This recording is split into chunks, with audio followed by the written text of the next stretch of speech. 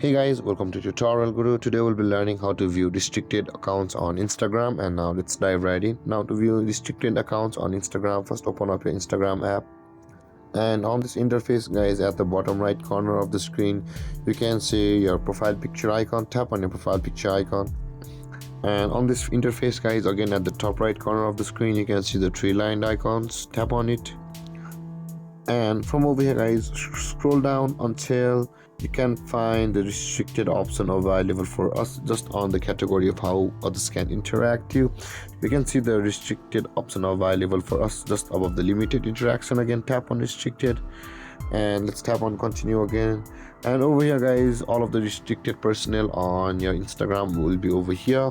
And guys, this is how to view your restricted accounts on Instagram. And if you have any confusions or questions regarding the topic, feel free to comment in the comment section below, and don't forget to like, subscribe and hit that bell icon for more videos. Thank you for watching guys. Peace.